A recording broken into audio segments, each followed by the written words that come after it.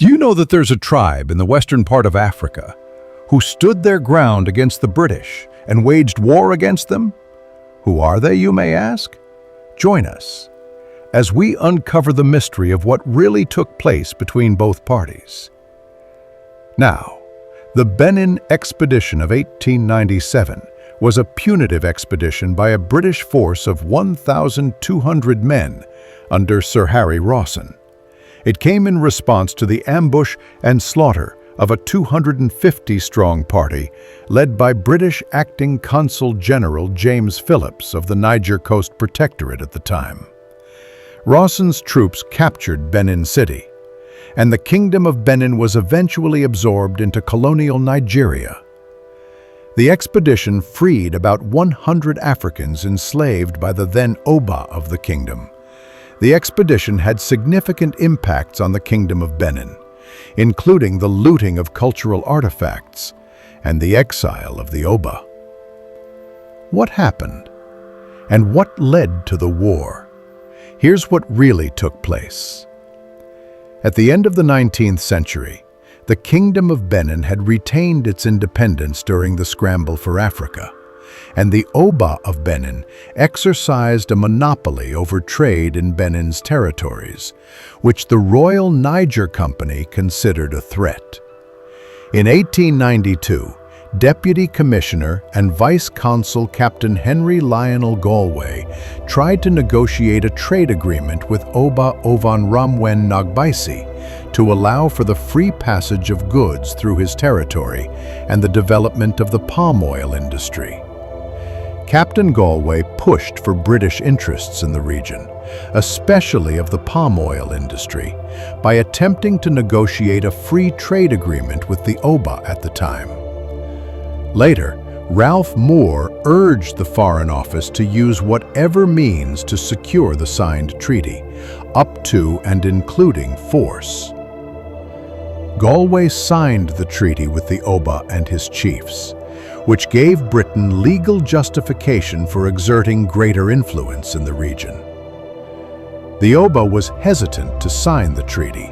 After the British consul Richard Burton visited Benin in 1862, he described it a place of gratuitous barbarity which stinks of death. A narrative which was publicized in Britain and increased pressure for the territory's incorporation into the British Empire.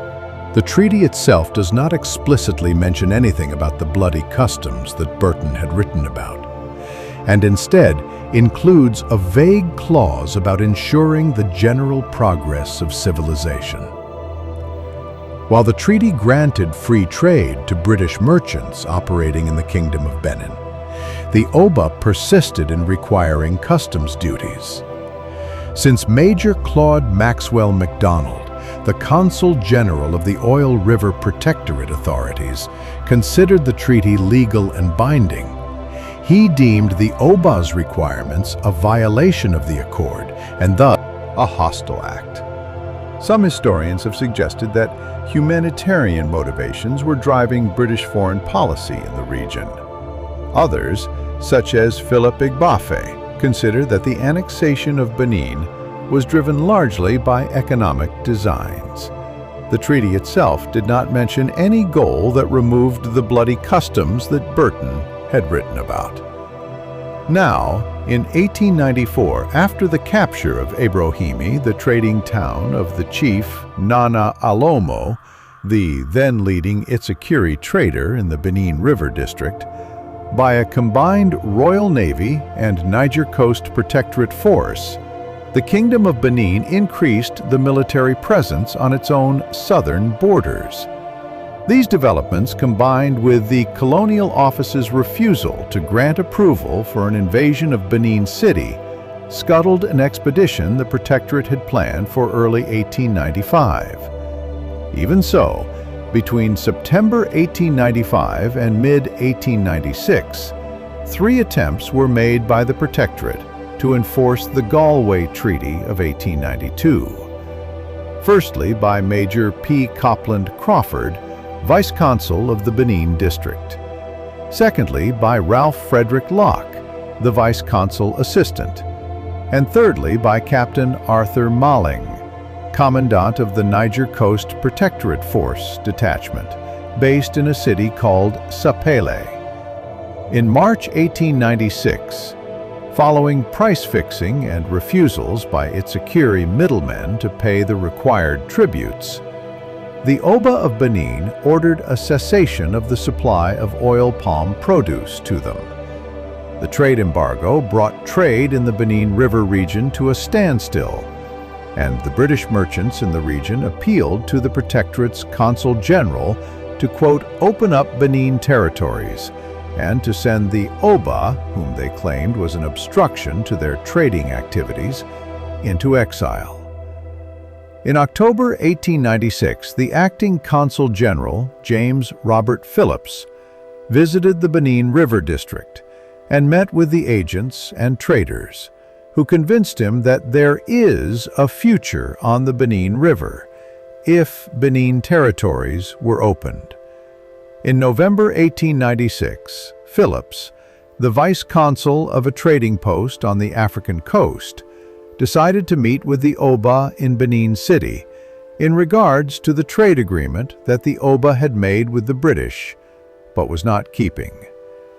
He formally asked his superiors in London for permission to visit Benin City, claiming that the costs of such an embassy would be recouped by trading for ivory. In late December 1896, without waiting for a reply or approval, Phillips had sent a message to the Oba, claiming that his present mission was to discuss trade and peace, and demanding admission to the territory. Ahead of Phillips, he had sent an envoy bearing numerous gifts for trade. It was during this time that the Oba was celebrating the Igwe festival, and he sent word that he did not wish to see the British at the time, and he would send word in a month or two when he was ready to receive just Phillips and one Jakri chief.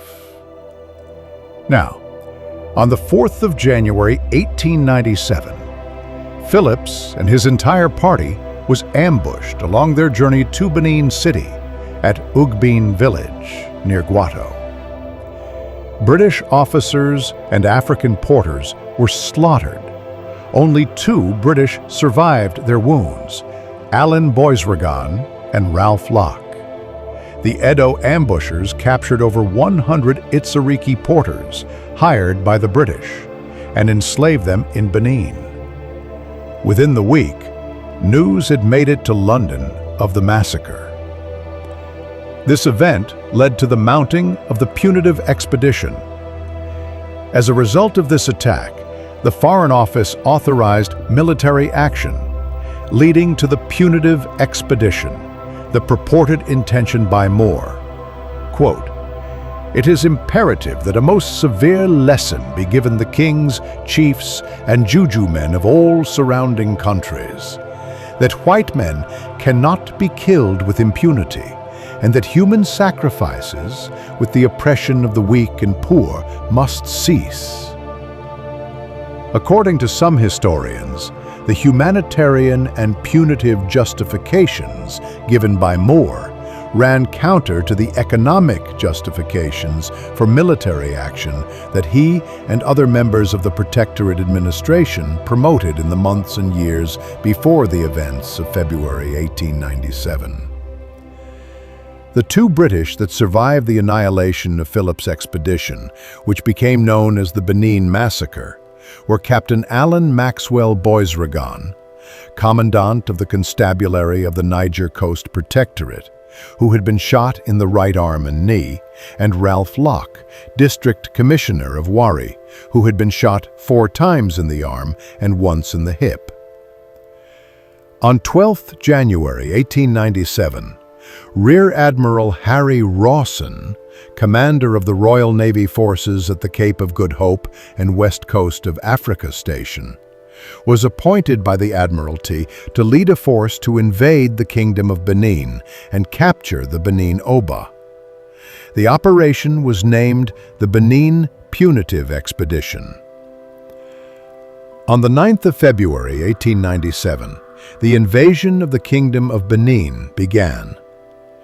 The British invasion force of about 1,200 of the Royal Marines, sailors, and Niger Coast Protectorate forces was organized into 3 columns: the Sapoba, Guato, and Main columns.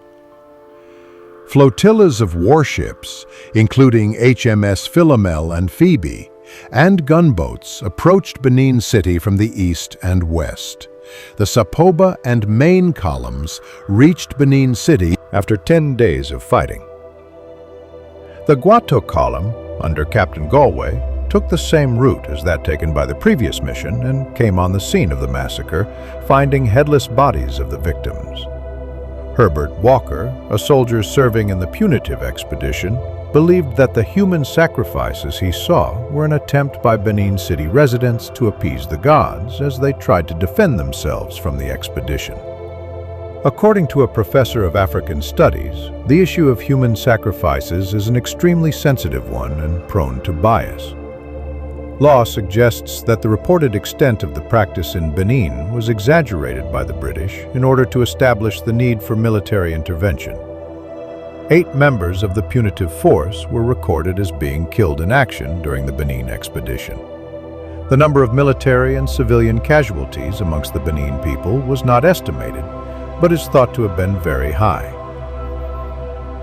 Now, after the capture of Benin City, houses, sacred sites, ceremonial buildings, and palaces of many high-ranking chiefs were looted and many buildings were burned down, including the palace building itself on Sunday, 21st of February that same year.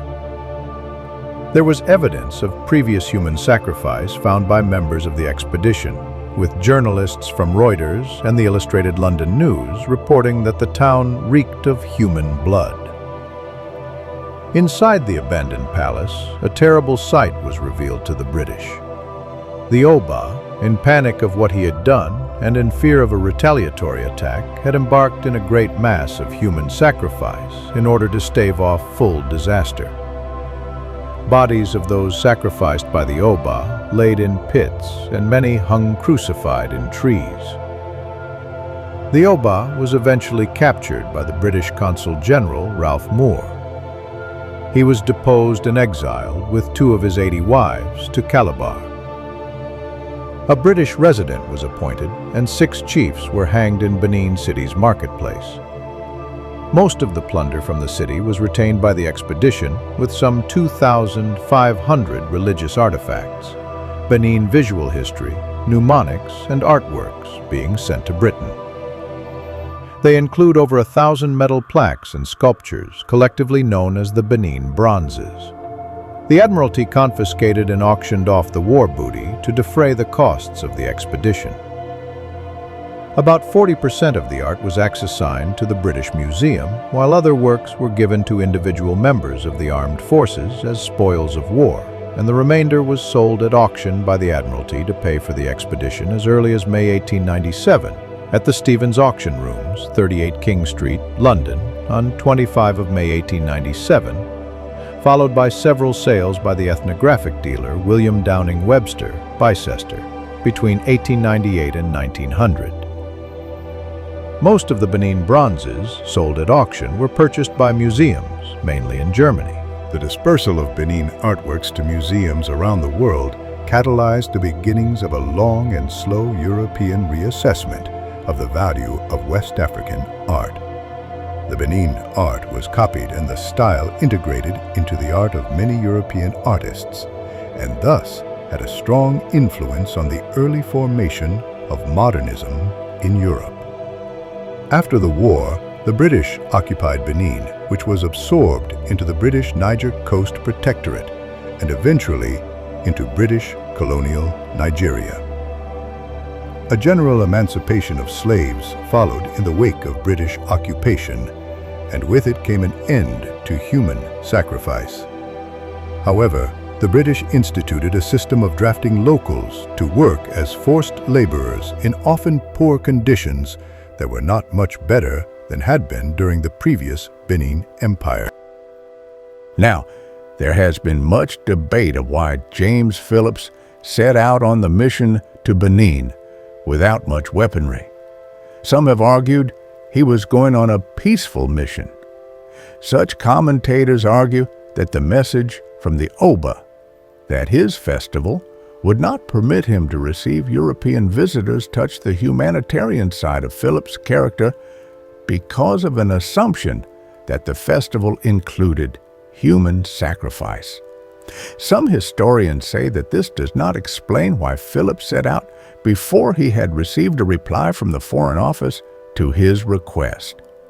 A historian named Igbafe also points to Philip's November 1896 advocacy of military force regarding Benin, arguing that this is inconsistent with the perception of Philip as a man of peace in January 1897. Igbafe posits that Philip was going on a reconnaissance mission, and that Philip's haste to Benin can be explained by a belief that nothing bad would happen to him or his party. Philip's journey has been described by some as a period of lull before the outbreak of a violent storm, which had been gathering for years with the pressure of traders, consuls, and a few visits of armed Europeans to Benin. The suspicion among the Oba of Benin and his chiefs, therefore, only deepened with Philip's mission. The previous deportations of the other chiefs in other surrounding regions, such as Jaja of Opobo in 1887 and Nana Olomu in 1894 in neighboring British-controlled territories, may have made Benin anxious about the safety of their Oba and the true intentions of the British. According to historian Igbafe, evidence at the Oba's trial in September 1897 showed that the people of Benin did not believe that Philip's party had peaceful intentions. Since the capture of Nana Olomu, there had been a long expectation of war in Benin. Now, what are your thoughts? Do you really believe the Oba of the kingdom had carried out human sacrifices and the expenditure was justified? Or was it just a gateway the British needed to expand their influence and achieve their goals? Leave your opinions in the comment section below.